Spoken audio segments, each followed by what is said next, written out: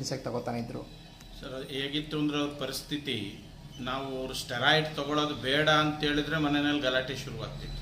ನನಗೆ ನೋವು ತಡಿಲಿಕ್ಕಾಗಲ್ಲ, ನಾನು ಏನು ಮಾಡಲಿ, ನನಗೆ ಬೆತ್ತಕ್ಕಾಗಲ್ಲ ಅಂತೆಲ್ಲ ಹಳಕೆ ಶುರು ಮಾಡಿಬಿಡೋರು. ನಿತ್ಯ ಗಲಾಟೆ ಆಗೋದು. ಸುಮಾರು ಒಂದು 7 ರಿಂದ 8 ವರ್ಷ ಕಂಟಿನ್ಯೂಸ್ ಸ್ಟೆರಾಯ್ಡನ್ನು ಅವ್ರು ತಗೊಂಡಿದ್ದಾರೆ.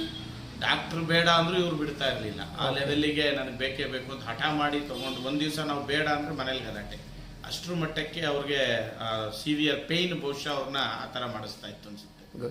ಸೊ ಫೈನ್ ಡೇ ಸುಮಾರು ಒಂದು 7-8 ತಿಂಗಳ ಹಿಂದೆ ನನ್ನ ಬ್ರದರು ಅವರು ಮೆಡಿಕಲ್ ರೆಪ್ ಇದ್ದಾರೆ. ಅವ್ರಿಗೆ ಈಗ ಹೇಳಿದಾಗ ಇಲ್ಲ ಒಂದ್ಸರಿ ನಾವು ಶ್ರೀಶೈಲ್ ಡಾಕ್ಟರ್ನ ಮೀಟ್ ಮಾಡೋಣ ಅಂತೇಳಿ ಅವರು ರೆಫರ್ ಮಾಡಿದ್ರು. ಅವರು ರೆಫರೆನ್ಸ್ ಮೇಲೆ ನಾವು ತಮ್ಮಲ್ಲಿಗೆ ಬಂದಿದ್ದು. So in the span of 8 months ನಮ್ಗೆ ಎಷ್ಟು ಖುಷಿ ಆಗಿದೆ ಅಂದರೆ ಅವರು ಟೋಟಲಿ ಸ್ಟೆರಾಯ್ಡನ್ನು ನಿಲ್ಲಿಸಿದ್ದೀವಿ. ಯಾವುದೇ ಬೇರೆ ಥರದ ಮಾತ್ರೆಗಳನ್ನು ಅವ್ರು ತಗೊಳ್ತಾ ಇಲ್ಲ. ಮತ್ತು ಈ ಚಳಿಗಾಲದಲ್ಲಂತೂ ಅವ್ರನ್ನ ನಮಗೆ ರಾತ್ರಿ ನಮಗೆ ನಿದ್ರೆ ಮಾಡೋಕ್ಕಾಗ್ತಿರ್ಲಿಲ್ಲ.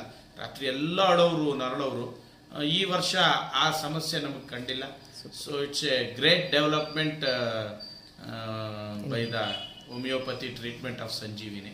So we are very grateful to the Sanjeevini clinic. Right sir. Compare to ಅರ್ಲಿಯರ್ನ ಅವ್ರ ಸಿಚುವೇಶನ್ ನೋಡಿದಾಗ ಲೈಕ್ ಜಾಯಿಂಟ್ ಸ್ವೆಲ್ಲಿಂಗ್ ಆಗಲಿ ಅಥವಾ ಎಡೆಮ ಕಾಲುಗಳು ಮುಖ ಊತ ಬರೋದು ಅಥವಾ ಅವ್ರ ಫ್ಯಾಟಿಗ್ ಲೆವೆಲ್ ಜಾಸ್ತಿ ಆಗಿತ್ತು, ಎನರ್ಜಿ ಲೆವೆಲ್ ಕಡಿಮೆ ಆಗ್ತಾಯಿತ್ತು.